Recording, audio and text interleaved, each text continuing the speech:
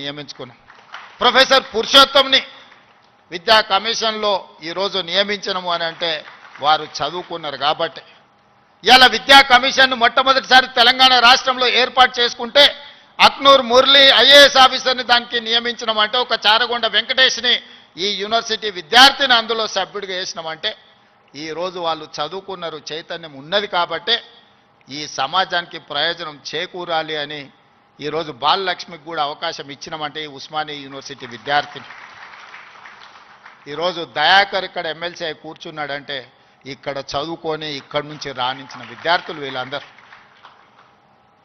ఈ ఉస్మానియా యూనివర్సిటీ 4వ తరగతో 3వ తరగతో లేకపోతే 2వ తరగతో లేకపోతే గ్రూప్ 1 ఆఫీసర్లను ఉత్పత్తి చేయడానికి కాదు, ఈ తెలంగాణ సమాజాన్ని పునర్నిర్మించడానికి అవసరమైన మేధా సంపత్తిని ఈ ఉస్మానియా యూనివర్సిటీ నుంచి మేము ఆశిస్తున్నాం. అందుకే ఇవాళ మిత్రులారా 21 సంవత్సరాలలో ఐఏఎస్లు ఐపీఎస్లై జిల్లా అధికారులుగా పరిపాలన సాగిస్తున్న ఈ సందర్భంలో ఒకనాడు రాజ్యాంగం రాసుకున్నప్పుడు డాక్టర్ బాబాసాహెబ్ అంబేద్కర్ గారు 21 సంవత్సరాల ఓటు హక్కునిచ్చి 25 సంవత్సరాలు శాసనసభ ఎన్నికల్లో పోటీ చేయడానికి ఒక అర్హత పెట్టారు. ఈరోజు మీ అందరి సమక్షంలో ఈ ఉస్మానియా యూనివర్సిటీ నుంచి ఒక కార్యాచరణగా ఒక ఉద్యమంగా ఆలోచన చేయండి. ఓటు హక్కు రాజీవ్ గాంధీ గారు 18 సంవత్సరాలకు తగ్గించినప్పుడు ఐఏఎస్ ఐపీఎస్లు 21 సంవత్సరాలు నిండిన వాళ్ళు ఈరోజు పరిపాలన సాగిస్తుంటే శాసనసభలో 21 సంవత్సరాలు నిండిన యువకులు ఎందుకు ఎమ్మెల్యేలుగా ఉండకూడదో ఒకసారి ఆలోచన చేయండి. యువ నాయకత్వం ఈ దేశానికి అవసరం ఉన్నది. ఇవాళ ఈ దేశంలో ముఖ్యంగా తెలంగాణ రాష్ట్రంలో 18 సంవత్సరాలు పైబడి 35 సంవత్సరాల లోపల ఉన్న జనాభా 65%. ఇదే దేశం యొక్క సంపద. ఈ యువ సంపద, ఈ యువ మేధస్సు ప్రపంచ దేశాలకు ఎగుమతి అయి ఇవాళ అమెరికా సింగపూర్లను అత్యంత ధనిక దేశంగా రాణించడానికి మన వాళ్ళ శ్రమ ఉన్నది, మన వాళ్ళ చెమట ఉన్నది. మరి ఇతర దేశాలకే తమ మేధా సంపత్తిని కరిగించి సంపద గల దేశంగా మారుస్తుంటే మన రాష్ట్రాన్ని సంపద గల రాష్ట్రంగా మనం ఎందుకు మార్చుకోకూడదు? మన యువకులు ఎందుకు మన అభివృద్ధిలో భాగస్వాములు కాకూడదు? ఒకసారి ఆలోచన చేయండి. ఈరోజు ఈ ఉస్మానియా యూనివర్సిటీ చదువులకే కాదు పరిశోధనలకు కూడా వేదిక కావాలి. ఈ ఉస్మానియా యూనివర్సిటీ సమస్యల్ని చర్చించడానికే కాదు సైద్ధాంతిక పరమైన ఆలోచనలు భిన్న అభిప్రాయాలకు కూడా చర్చకు వేదిక కావాలి.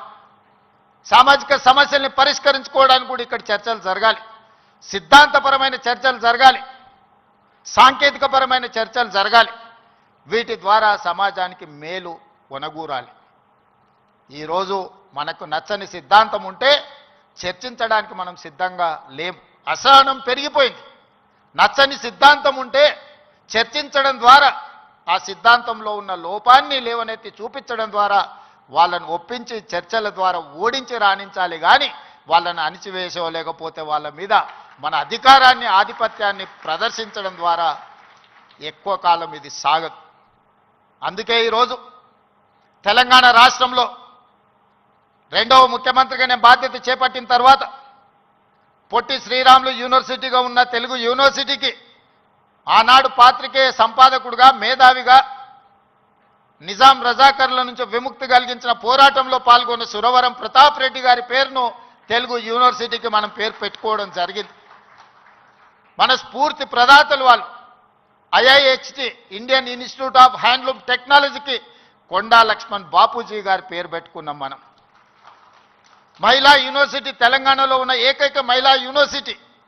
ఆ మహిళా యూనివర్సిటీకి ఆనాడు ఘడీలకు దొరలకు జమీందారులకు వ్యతిరేకంగా రజాకర్లకు వ్యతిరేకంగా నిటారుగా నిలబడి కొట్లాడిన చాకలి ఐలమ్మ పేరు వీరనారి చాకలి ఐలమ్మ యూనివర్సిటీగా ఈరోజు కోటి ఉమెన్స్ కాలేజీని ఒక యూనివర్సిటీగా తీర్చిదిద్ది పోరాటానికి స్ఫూర్తినిచ్చిన వీరనారి చాకలి ఐలమ్మ పేరు ఈరోజు మనం పెట్టుకోవడం జరిగింది. ఇవన్నీ ఎందుకు? ఇవన్నీ మనకి స్ఫూర్తిని నింపడానికి, మనలో పోరాట పటిమను పెంచడానికి. ఆనాడు తెలంగాణ యువత సమస్యల మీద పోరాటం చేసే చైతన్య పరులుగా ఉన్నారు. కానీ ఈనాడు ముఖ్యమంత్రిగా నాకు అందుతున్న సమాచారం తెలంగాణ ప్రాంతంలో జరుగుతున్న పరిణామాలు మానసిక వేదనకు గురి చేసే పరిస్థితి ఉన్నది. ఈరోజు పట్టణ ప్రాంతాలలో లేకపోతే యూనివర్సిటీలలో కాదు, చిన్న చిన్న కాలేజీల్లో, జూనియర్ కాలేజ్, డిగ్రీ కాలేజీల్లో కూడా విద్యార్థులు గంజాయి సేవించే పరిస్థితి వచ్చింది. ఇది తెలంగాణ సమాజాన్ని నిర్వీర్యం చేసే ప్రమాదం పొంచి ఉన్నది. ఇవాళ గంజాయి, డ్రగ్స్ తెలంగాణ సమాజాన్ని, యువతను పట్టి పీడిస్తున్నాయి. ఇవాళ సిద్ధాంతపరమైన పోరాటాలు లేకపోతే సామాజిక చైతన్యానికి సంబంధించిన ఉద్యమాలు లేకపోవడం వల్ల ఈరోజు ఈ విద్యార్థులు వ్యసనాల వైపు బానిసలు అవుతున్నారు. ఇది మనందరం, ఇక్కడున్న మేధావులందరూ ఆలోచన చేయాలి, చర్చ చేయాలి. ఈ పరిస్థితుల్లో మనందరం ఒకనాడు తెలంగాణ సమాజంలో కావచ్చు, ఈ దేశంలో కావచ్చు, శ్రీమతి ఇందిరాగాంధీ గారు, పివి నరసింహారావు గారు తీసుకొచ్చిన agriculture ceiling act, urban ceiling act ద్వారా జాగీర్దారులు, జమీందారులు, భూస్వాముల దగ్గర ఉన్న వేలాది ఎకరాల భూములను, కొన్ని లక్షల ఎకరాల భూములను సేకరించి దళితులకు, గిరిజనులకు అసైన్మెంట్ పట్టాల పేరు మీద భూములు ఇచ్చారు.